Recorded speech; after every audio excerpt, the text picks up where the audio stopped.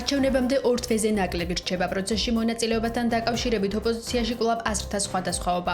არჩევნებში მონაწილეობას გეგმავს პარტია გირჩი. მისი ლიდერები აცხადებენ, რომ ოპოზიციამ ყველაფერი გააკეთა, რომ დაყოფილიყო და ხელისუფლებისთვის შესაძლო გამარჯვების ბერკეტები მიეცა. გირჩის ლიდერების თქმით, თუ დისკუსიები არ გაიხსნება, ოპოზიცია შანსებს სრულად დაკარგავს. პარალელურად პროცესში გაერთიანებული ძალებით მონაწილეობას აპირებენ პარტიები გახარია საქართველოსთვის და ლელო ძლიერი საქართველოსთვისაც.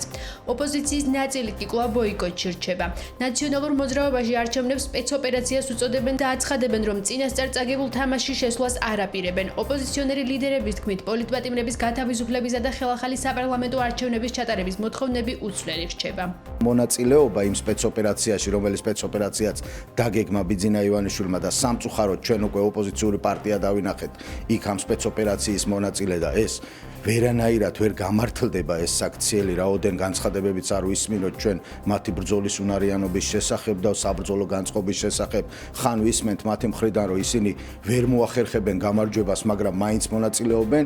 ეხლა ორი დღეა უკვე რაღაცა გამარჯვების мотиваციაზე გადავიდნენ. ჩვენი პრაიმერისი ბოლოსკენ მიდის და უკვე ამ კვირის ბოლოს ყველაფერი გასაგები იქნება. და შემდეგ კვირას ყველა იმ რეგიონში, სადაც მივიღეთ მონაწილეობას არჩევნებში, წარვადგენთ სიებს, კანდიდატებს წარვადგენთ და უშუალოდ გადავალთ აქტიური საარჩევნო კამპანიისთვის. იმედია, სხვა პარტიებიც აქტიურად იქნებიან ჩართული, რომ დისკუსიები, დებატები გაიმართოს, რომ ამ არჩევნმა ინფორმირებული გაწოლება მიიღოს 4 ოქტომბერს. ჩვენ კარგად გვესმის, რომ ჩვენ ამ კანდიდატებთან პოლიტიკური ბრძოლით უპირისპირდებით ოცნების სისტემურ პოლიტიკურ კორუფციას და მათ მიერ ჩამოყალიბებულ სისტემურ ავტოკრატიას. არანაირი მნიშვნელობა არ აქვს, ვინ იქნებიან კანდიდატები. ჩვენთვის თავარი გამოწვევა არის აი ამ სისტემასთან ბრძოლა, სისტემასთან, რომელიც ახალისებს კორუფციას, ახალისებს ძალადობას და ყველაფერს აკეთებს იმისთვის, რომ ამ ქვეყანაში ჩამოყალიბდეს ავტოკრატიული რეჟიმი. საზოგადოება დაინახა, რომ სინამდვილეში ევროინტეგრაციის პროცესი იქცა არა ქვეყნის ხარდაჭერის მუდმივი, ასე თქვათ, წინსვლის მხარდაჭერის პროცესად, არამედ ქვეყანაში საკუთარი პოლიტიკური მიზნების გატარების ერთგვარი, ასე თქვათ, შანტაჟისა და ზეწოლის იარაღად. ამიტომ საზოგადოებას არ უნდა ასეთი ტიპის, ასე თქვათ, გზის გავლა. საზოგადოებას უნდა სამართლიანი გზის გავლა ევროკავშირისკენ მიმავალ გზაზე. 4 ოქტომბრის არჩევნებში მონაწილეობის მიზნით საინიციატივო ჯგუფების რეგისტრაციის ვადა ამოიწურა. ცენტრალური საარჩევნო ადმინისტრაციის ცნობით მუნიციპალიტეტის წარმომადგენლობითი ორგანოს, საკრებულოსა და თვითმმართველი ქალაქის ან თვითმმართველი თემის მერის 2025 წლის 4 ოქტომბრის არჩევნებზე კანდიდატის წარდგენის მიზნით საარჩევნო ადმინისტრაციას ჯამში 50-ზე მეტმა საინიციატივო ჯგუფმა მიმართა. მათივე ინფორმაციით მთელი საქართველოს მასშტაბით დამოუკიდებელი მერობის კანდიდატის წარდგენის მიზნით 8 საინიციატივო ჯგუფმა მიმართა შესაბამის საარჩევნო კომისიებს. რეგისტრაცია გაიარა 6-მა. 2-ს კი უარი ეთქვა. რაც შეეხება მაჟორიტარი დეპუტატობის კანდიდატებს, მაჟორიტარი კანდიდატის წარდგენის მიზნით შესაბამის საოლქო საარჩევნო კომისიებს 42-მა საინიციატივო ჯგუფმა მიმართა. რეგისტრაცია გაიარა 39-მა, 3-ს კი უარი ეთქვა. ინფორმაციაში აღნიშნულია, რომ საინიციატივო ჯგუფების მიერ წარდგენილმა დამოუკიდებელმა კანდიდატებმა რეგისტრაციის მიზნით არჩევნებამდე არაუგვიანეს მე-40 დღეს უნდა წარმოადგინონ მხარდამჭერთა სიები.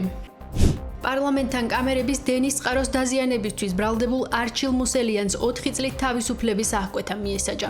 აღნიშნული გადაწყვეტილება მოსამართლე გიორგი არევაძემ მიიღო. მისი განმარტებით, მოცემული მუხლი ითვალისწინებდა 3-დან 6 წლამდე თავისუფლების აღკვეთას, მაგრამ რადგან მუსელიანცი წარსულში ნასამართლები იყო, ამის გათვალისწინებით მინიმუმ ვადას 1 წელი დაუმატა და ბრალდებულს 4 წლის ვადით თავისუფლების აღკვეთა მიუსაჯა. დღევანდელ პროცესზე ბრალდებულმა დასკვნითი სიტყვით ისარგებლა და აღნიშნა, რომ მის წინააღმდეგ საქმეში არათუ პირდაპირი, არამედ ირიბი მტკიცებულებაც არ არსებობს. მისი თქმით, ექსპერტი ნინო კორაშვილი სასამართლოში თავდაპირველად ამტკიცებდა იმას, რომ ვიდეო მასალაზე, რომელიც საქმეში მის წინააღმდეგ დევს, მონტაჟი ვერ დაინახა და მასალაზე ზოგადი დასკვნა დადო. შესაბამისად, ბრალდებულის თქმით, ექსპერტის ეს პასუხი უნდობლობას იწვევს. გარდა ამისა, მუსელიანცის თქმით, საქმეში მტკიცებულებების სახით არ დევს ის ტანსაცმელი, რომლითაც დააკავეს, მათ შორის ის ზედა, რომელსაც აღინიშნებოდა სისხლის კვალი. ბრალდებულის თქმით, ის დაკავებისას ცემეს და მაისური საქმეში ამ მიზეზით არ ჩაიდო. არჩილ მუსელიანს ბრალდება სისხლის სამართლის კოდექსის 197 მუხლის მეორე ნაწილით აქვს წარდგენილი, რაც სხვისი ნივთის დაზიანებას გულისხმობს. აღნიშნული ბრალდება 3-დან 6 წლამდე თავისუფლების აღკვეთას ითვალისწინებს. უფრო კონკრეტულად მუსელიანს ედავებიან, რომ პარლამენტის შენობის წინ ბოძზე დამაგრებულ კამერების დენის წყაროს მიზანმიმართული დაზიანება მიაყენა და ცეცხლი წაუკიდა, რათა აქციაზე მყოფების სახეების იდენტიფიცირება შეუძლებელი ყოფილიყო. გამომტყუნებელი განაჩენი იქნა გამოტანილი ჩვენი კანონმდებლობითაც თუ პირს ნასამართლეობა აქვს ამ შემთხვევაში სასამართლო შეზღუდულია რომ მინიმუმს პლუს 1 უნდა გამოუტანოს ანუ თავისუფლების აღკვეთა ამ შემთხვევაში 3-დან 6 წლამდე ითვალისწინებდა და რა კი გამომტყუნებელი განაჩენი გამოვიდა ამ შემთხვევაში მაგ ნაწილში მე არ ვიძახი რომ საერთოდ განაჩენია სწორი სასჯელის ნაწილში მიუხედავად იმისა რომ უსამართლოა ეს განაჩენი და უკანონო არის სასჯელის ნაწილში ამ კუთხით მოსამართლის მსჯელობა რა თქმა უნდა სწორი იყო იმიტომ რომ თუ გამომტყუნებდა მინიმუმ 4 წელი უნდა მიესაჯა. თუმცა ჩვენი პოზიცია იყო და არის ის, რომ საერთოდ 4 წელი კი არა თავისუფლების აღკვეთა არ უნდა გამოიყენებინა, იმიტომ რომ დანაშაული მის მხრიდან არ ყოფილა ჩადენილი. შინაგან საქმეთა სამინისტროს თანამშრომლებმა საპოლიციო ღონისძიება ჩაატარეს, რომლის შედეგად ნარკოტიკული საშუალების რეალიზაციის მომზადების, რეალიზაციის მცდელობის, რეალიზაციის ხელშეწყობის, ასევე განსაკუთრებით დიდი ოდენობის ნარკოტიკული საშუალების საქართველოში შემოტანის და შეძენა-შენახვის ბრალდებით დაკავებულია 44 პირი და ამოღებულია განსაკუთრებით დიდი ოდენობით სხვადასხვა სახის ნარკოტიკული საშუალება. დაკავებულებს შორის არიან როგორც საქართველოს, ასევე უცხო ქვეყნის მოქალაქეები. დგინდება, რომ დაკავებული ნარკორეალიზატორები ნარკოტიკულ საშუალებებს მოქალაქეებზე სხვადასხვა მეთოდით და გზით სისტემატიურად ყიდნენ. სამართალდამცველებმა მოსამართლის განჩინების საფუძველზე რამდენჯერმე განახორციელეს ნარკოტიკული საშუალების საკონტროლო შესყიდვა და აღნიშნული შესყიდვების ფარული აუდიო-ვიდეო ჩაწერა. პოლიციამ დაკავებულების ავტომობილების პირადი და საცხოვრებელი სახლების ჩხრეკისას, ასევე მათ მიერ მითითებული ადგილებიდან ნივთმტკიცებად ამოიღო განსაკუთრებით დიდი ოდენობით სხვადასხვა სახის ნარკოტიკული საშუალება. საგამოძიებო მოქმედებების შედეგად ამოღებულია ნარკოტიკული საშუალებების დაფასოებისთვის საჭირო მასალები, წებოვანი ლენტები და ელექტროსასწორები, ხოლო ერთ-ერთი დაკავებულისგან ამოღებულია ცეცხლსასროლი იარაღი. დანაშაული 20 წლამდე ბადითან უვადო თავისუფლების აღკვეთას ითვალისწინებს. სამართალდამცავებმა ბოლო 2 თვის განმავლობაში ნარკოტიკული დანაშაულის ბრალდებით დააკავეს და სისხლის სამართლის პასუხისმგებლობაში მისცეს 1417 პირი, რომელთაგან საკმაოდ მნიშვნელოვანი ნაწილი ნარკორეალიზატორია.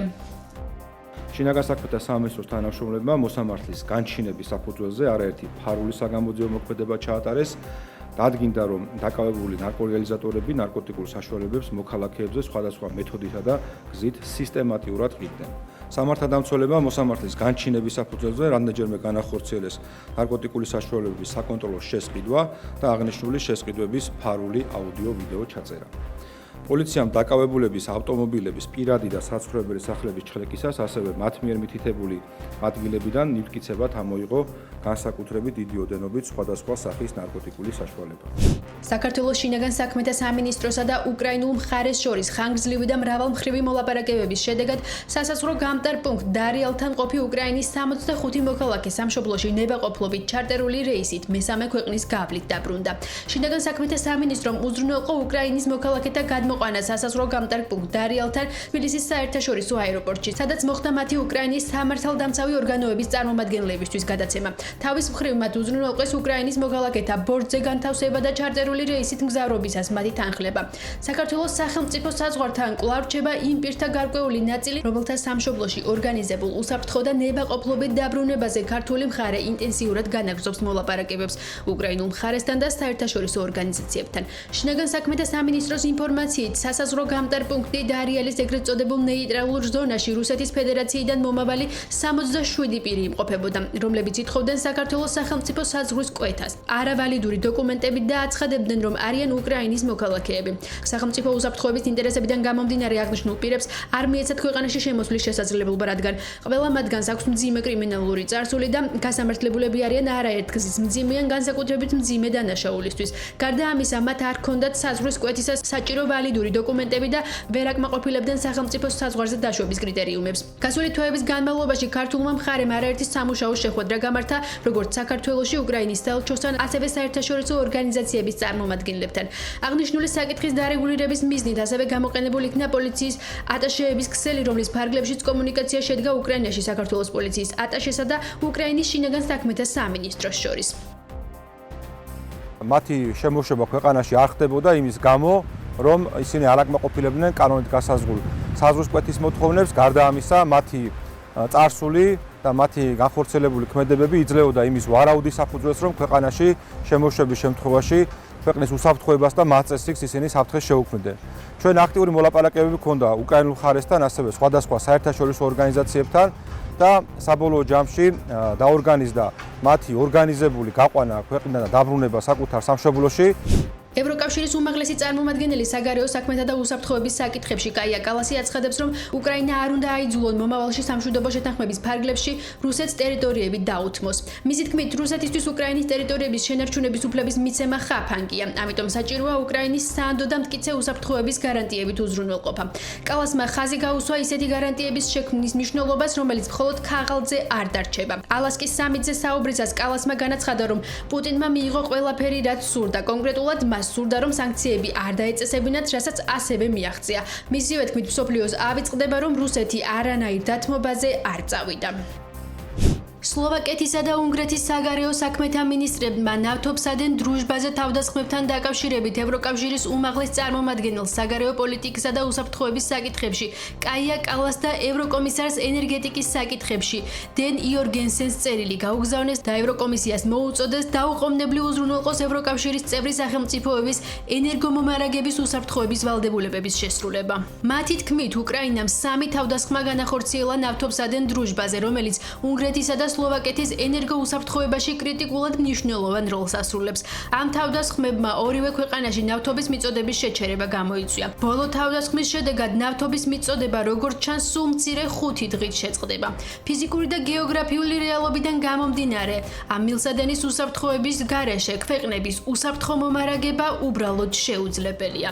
სლოვაკეთისა და უნგრეთის საგარეო საქმეთა მინისტრები ხაზს უსვამენ, რომ იმის გათვალისწინებით, რომ ბოლო წლების განმავლობაში ევროკავშირმა და მისმა წევრებმა უკრაინას 100 მილიარდი ევროს ოდენობის დახმარება აღმოუჩინეს, უკრაინის მოქმედებები მიუღებელია. მინისტრები ევროკომისიას მოუწოდებენ დაიცვას განცხადებაში ხაზგასმული ვალდებულებები და უზრუნველყოს მისი წევრი სახელმწიფოების ენერგომომარაგების უსაფრთხოება. პოლონეთის საგარეო საქმეთა სამინისტრომ ქვეყნის აღმოსავლეთ ნაწილში დრონის ჩამოვარდნასთან დაკავშირებით რუსეთის საელჩოს საპროტესტო ნოტა გაუგზავნა. პოლონეთის საგარეო უწყების განცხადების ეს ინციდენტი ძირს უთხრის რუსეთის ფედერაციის როგორც ნებისმიერი სამშვიდობო პროცესის საანდო ნაწილის და საერთაშორისო საზოგადოების ფარგლებში ნებისმიერი აქტივობის მონაწილის ნდობას. 20 აგვისტოს ღამით პოლონეთის აღმოსავლეთ ნაწილში სამხედრო დრონი ჩამოვარდა და აფეთქდა. 21 აგვისტოს პოლონეთის ხელისუფლებაში განაცხადეს, რომ დრონი სავარაუდოდ ბელარუსიდან იყო შემოფრენილი. დრონი სოფელ ოსინის მახლობლად მდებარე მინდორში ჩამოვარდა, რომელიც ბელარუსთან საზღვრიდან 100 კილომეტრში და უკრაინასთან საზღვრიდან 120 კილომეტრში მდებარეობს.